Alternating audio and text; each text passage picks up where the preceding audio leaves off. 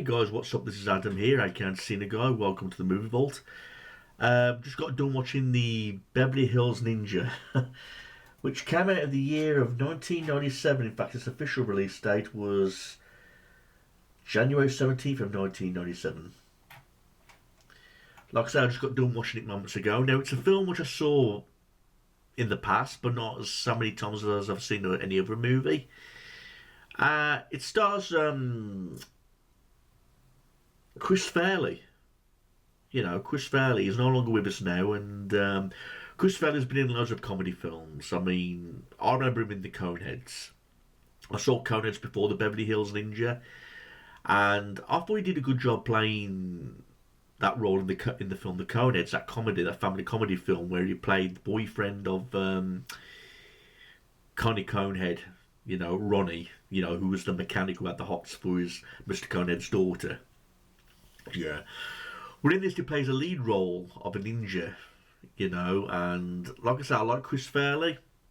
I think he's very underrated as a comedian, and I know he's done loads of other comedy work, but I haven't really checked any more of his movies out. But after watching this movie, I'm kind of like in the mood of checking out some of the things that he's done, But this movie didn't do very well. It got negative reception from critics, and to this day, people still pan the movie. They still really put it down, saying it's a very silly, lazy idea. Well, I don't think it's lazy at all. I think it's a very underrated comedy.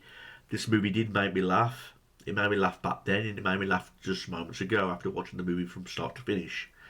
I think there's loads of films and scenes in this movie that are really damn funny, and Chris Fairley does a great job of playing this ninja by the name of Haru.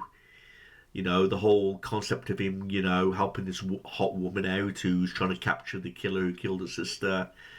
You got Robin Shaw's in this as well, and he played Liu Kang in Mortal Kombat. So it was great to see him in this movie playing like a comedy side, because in Mortal Kombat it's more like a serious role. But in this he gets to show off his comedian side. This film also stars Chris Rock, who's like the ninja wannabe, and he looks up to Haru as like a mentor and a trainer because he wants to be a ninja himself, the great black ninja. While Haru, Chris Fairley, the ninja they plays is the great white ninja. Don't be fooled by the colour of my skin, etc. So I agree, this movie, it's silly, but so is Ace Ventura: Pet Detective. You know what I mean? And there's loads of silly comedies out there. But some of them have a make them to be really great, laughable movies. Laughable in a good way. Because believe me, there are some really, really bad comedies in this world. I've seen some really bad comedy films.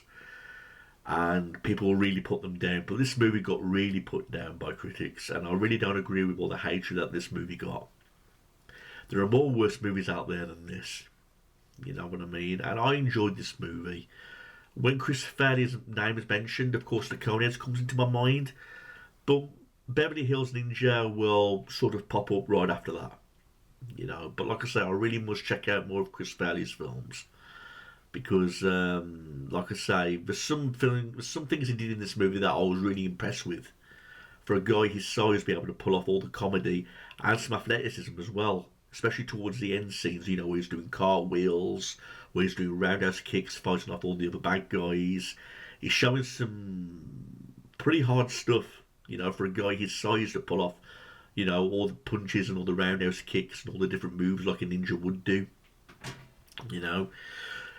But basically the film opens up with this sensei finding this baby by the name of Haru that's been abandoned or has no parents, and he takes him in. And he trains him up to be the ninja. And he's got a brother who's played by Robin Shaw, like I already mentioned. And Chris Fairley's character Haru looks up to him as like a big brother, which he is, but he also looks up to him like a hero, because there's a section at the start of the film, a scene where they're handing out like all these medals and all these awards for ninjas, and his brother receives an award, but Haru doesn't. But he's cool about it. He's like, congratulations, brother, and all that kind of thing. But more than anything, he wants to be a top ninja just like his brother. And this one evening, he's protecting like the dojo, and this hot woman comes onto the scene saying that she's looking for a ninja to help her capture this guy who killed her sister. And straight away he wants to do the job, but he shows signs of. He tries to impress her by showing signs that he's a great ninja by going invisible and all that kind of stuff. Where he just like jumps out of a window. He like trashes like the fucking the dojo up where he's trying to impress the woman with some of his ninja skills. So all the ashes of his ancestors, we all get mixed up, and he sets fire to this scroll. You know, so there's some funny parts where he's like trying to express himself as like this big top ninja, great white ninja, and he fails every time. But he's eager to win this woman's heart and impress his sensei and his brother by going on this big mission as a ninja to try and track down this bad guy who's killed this girl's sister, basically. But like I say, he goes on this big mission. The sensei tells Robin Shaw to go and follow him. He's like, no, I don't want to do it, but he eventually does. And he uses his ninja skills to try and help Haru out on his way, but without being seen. Because there's one scene in the movie where he pretends to be a statue. There's a scene in this movie where he pretends to be this woman in the strip club scene, but part of his wig gets ripped off. And there's some funny shit in this movie. I mean, especially like the strip club scene, you know, where Haru's in the strip club, he's like, holy shit, oh, you know, when this woman stripper's shaking her ass at him, and he's on the pole and he's dancing to some music. I love the restaurant scene where he pretends to be this chef. You know, he's trying to copy some of these little moves with the food, you know, like this other chef's doing, but he fails. He even burns his head on the stove. I mean, he's using these two big, large fish to fight off the bad guys. He's hitting the guys with his fish. And I love that scene, the laughing scene, you know, like the laughing mushroom scene where they try and get to tell this guy to tell the truth, and they're all laughing hysterically in that room. There's even a scene, you know, where Haru's pretending to be that guy, where he's wearing the moustache and everything, and trying to get to the bad guy's domain, you know, to try and track down that guy. You know, it's a funny ride. It's a really big funny ride, the Beverly Hills Ninja. I really do recommend it for any Chris Farley fan, or anyone that likes silly comedy. And if you like ninjas and you like silly comedy, bang the two together and you get this movie.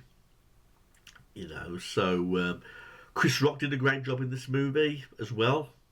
You know, I liked the chemistry that he had with Chris Farley in this movie. Same with Robert Shaw, I mean, you know, I thought all of them worked together great as a group into making this comedy work. The chemistry between them all working together, like, really pulled off. It just goes to show that they can just make other films other than just serious films. They can portray scenes of comedy and things like that. I mean, there's a scene, you know, where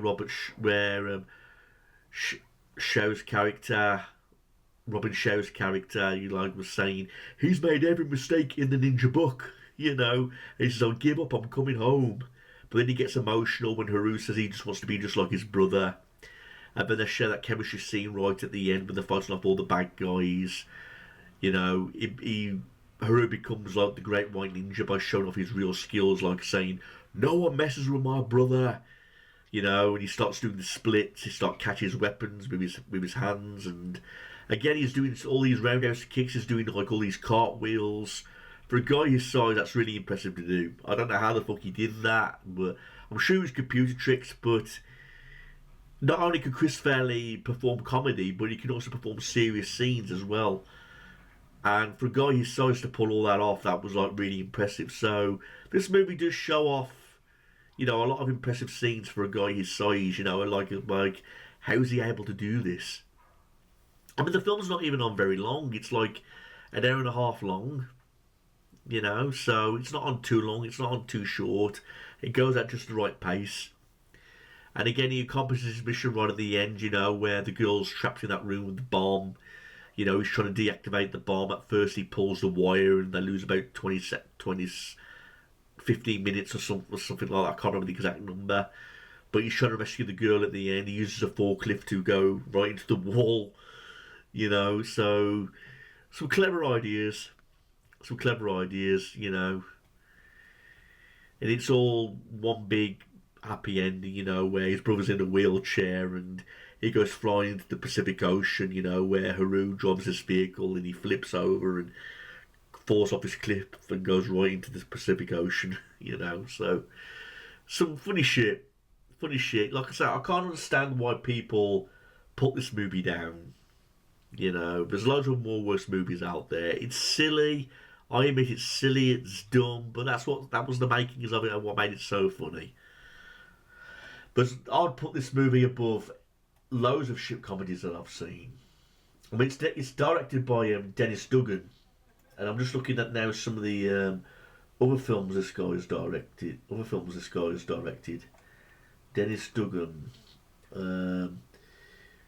Oh, I didn't know this. He directed Problem Child in 1990. And Big Daddy in 1999.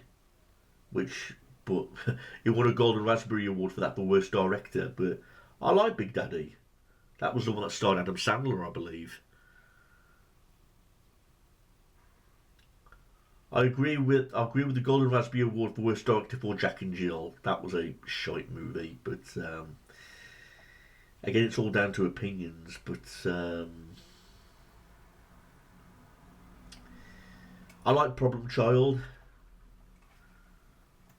I like that movie, and what else is there? Beverly Hills Ninja. One of the things can I state, like I say, Chris Farley, Nicolette Sheridan, who played Sally Jones, which she proclaimed herself to be. Like I say, Chris Rock, Robin Shaw, sorry. I've already mentioned that the release date was January 17th, 1997. The fast pace, 88 minutes, like I mentioned. Like I said, it's not on for very long. It made $37.9 million at the box office on a budget of $18 million.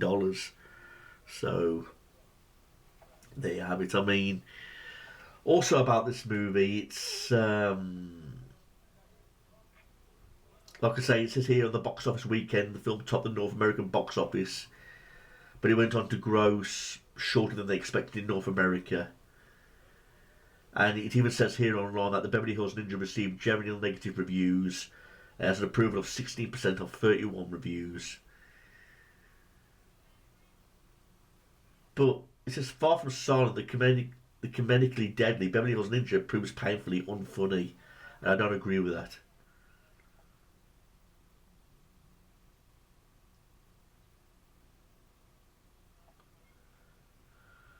I even like the soundtrack in this movie as well.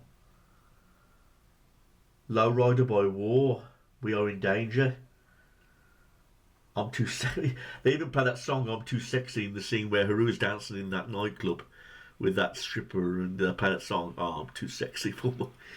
So they even play that song in this movie. So overall, everyone, I'll just say I really do recommend this movie if you're a Chris Farley fan. If you like ninjas and Chris Farley, this film suits you right down to the core because it's them two combined together. Don't believe everything that you hear online about people putting movies down because I've got a different opinion to yours.